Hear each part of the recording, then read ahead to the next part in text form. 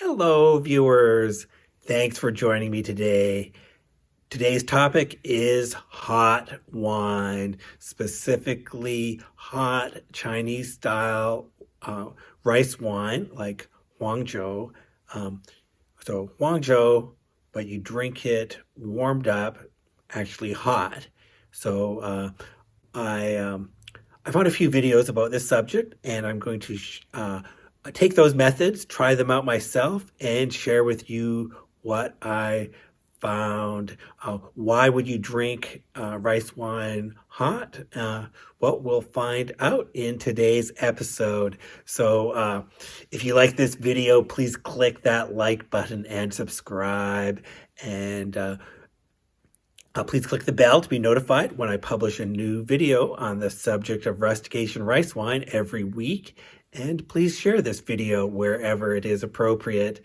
And as always, I really appreciate your help in spreading the word about rustication rice wine just by watching the video and sharing it. That really helps me out. So I appreciate it. And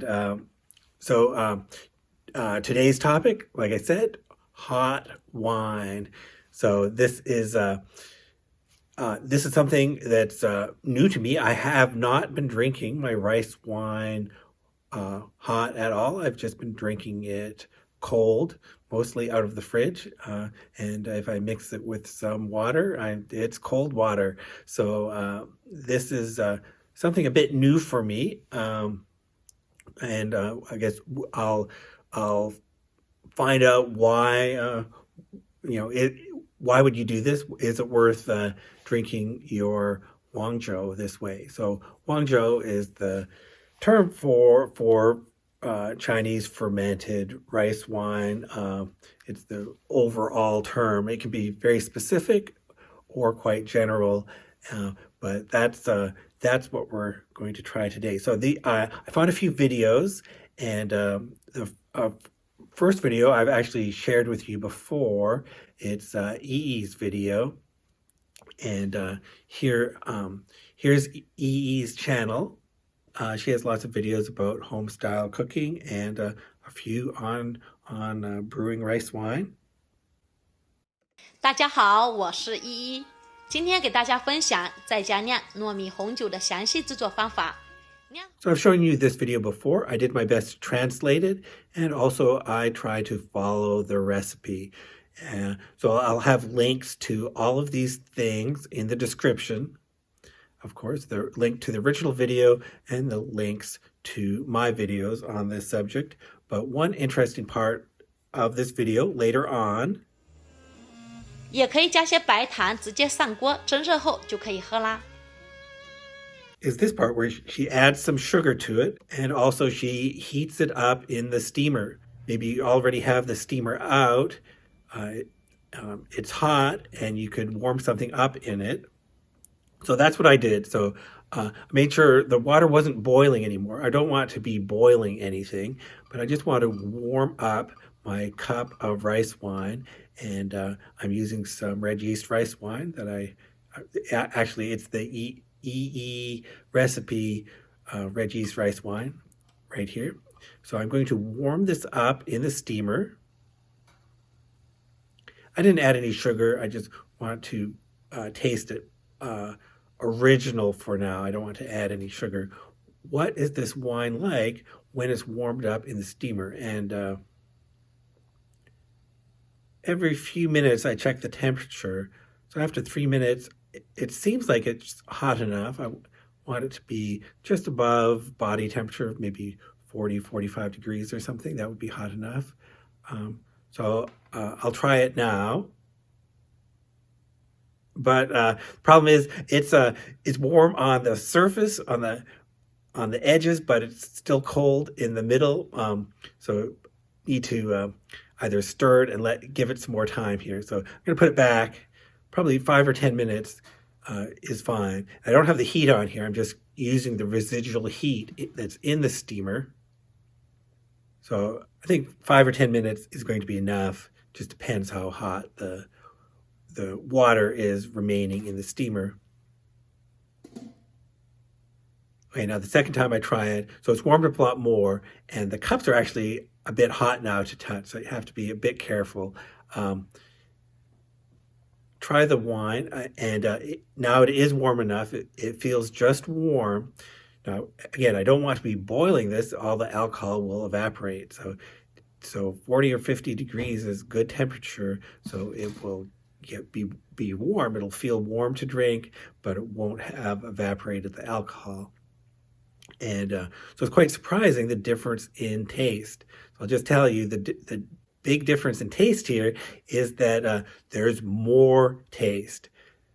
Comparing the cold with the hot side by side, the cold ends up seeming weak in flavor, even though this is a fairly strong flavored wine. The red yeast rice is a strong flavor. There's a lot more flavor when it's warmed up. It has the same characteristics. The flavor is the same. It just seems a lot weaker in the cold form. So if you were trying to hide the flavor, if you didn't like the flavor, maybe you could. Um, that's one way to hide some bitterness, is to drink something really cold. But warm, you get the full effect of all the dimensions of the red yeast rice flavor here. So that's the biggest effect I noticed. You get more flavor out of warm wine. And again, I did not add sugar like EE did. I just want to taste it plain first. But we'll do some other experiments in this. In the next video I found this. Look at this channel. So this is Sophia 1.5's channel. She has this channel is all about alcohol and mostly not Chinese alcohol, but she does have some good videos about Chinese alcohol that I can learn from. And this is the one I want to show you. It's this one. 用一盅热黄酒开启新年的第一天。黄酒呢是中国传统的酿造酒。 This video is about hot Huangzhou, and so she has a nice bottle of Huangzhou, and she's going to drink it hot in two different ways. So the first way is sort of similar to the steamer method. It's warming it up with boiled water indirectly. So pour the boiled water into one container and place the wine you want to warm up in another container and put the smaller container in the larger one. So just for safety reasons, I'm using these measuring cups, which I know can handle the boiling water. I'm not sure about all the containers I have. If you're unsure, if you pour boiling water into some glass, it could crack the glass if the temperature changes too much. But I know these measuring cups are Pyrex; they'll be fine. But it's not as pretty. So if you do this, make sure you use the appropriate glassware that's not going to suffer from being exposed to almost boiling water. It will take a few minutes to warm up, and Sophia mentions the temperature you want is around 40 degrees, maybe 45, 50. So that's the first method she mentioned, just warming it up indirectly through hot water, and that works just the same as the steaming. So that's going to be the same taste. But then the second method in this video is a little bit more complicated. It's adding some ingredients to it. So it's adding preserved plum, sugar, wolfberry, that's the goji berry, and ginger. And heating it up over low heat until it slightly boils. Again, I don't want to actually boil. That'll boil the alcohol away, and so that's not what we want. But we do want to heat it up. And I don't have wolfberries, but I do have the preserved plums and the sugar and ginger. So we'll just go with that. There's some flexibility here. This is some kind of mulled wine, and you can use what you have, the variety of flavorings that you have. Now the preserved plums are both sour and sweet. They can be flavored with a lot of different ways as well. So there's a lot of variation there. So the sugar will counteract some of that sourness in the plums, and the ginger provides some spiciness. So you get a lot of different flavors here. I'll give it some time for the sugar to dissolve and for the flavors to come out of the ingredients into the wine. And I think I'm going to actually serve this unstrained, just for visual effect. And that's what Sophia does in her video. This is what it looks like. And so this is now a mulled wine, a mulled Huangzhou. And it's definitely hot enough. And taste it now. And adding the sugar and the other flavorings do make a big difference. This is part of the reasons for, I guess, for mulling wine in the first place. Adding the sugar really cuts down any bitterness you might have in the original wine. It does make it easier to drink. The spices, the ginger, and the preserved plum flavors, those are actually really good in this wine. So these additional ingredients, in this case, changed the flavor of the wine, improved it, and that's one of the reasons for mulled wine, is to take some wine that might have otherwise have some defects, and you can warm it up. That'll intensify the flavor it has, but you add some sugar to counteract any bitterness or off flavors, and you're not going to notice any bad flavors in the original wine.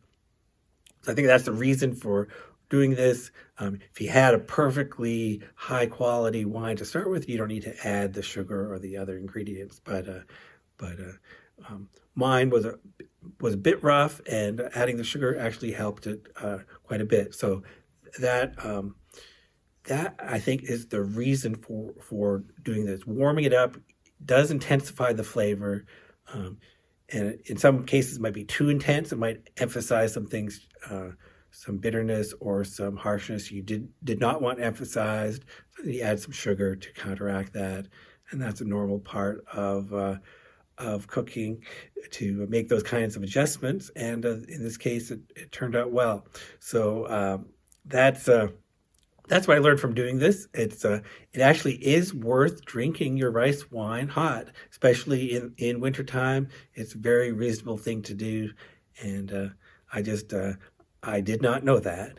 So that's what I learned today. I hope you found this interesting. Let me know what you think. Have you ever tried hot rice wine before? And let me know in the comments. And it's always good to hear from you and what you're brewing, what you're drinking. Thank you for watching.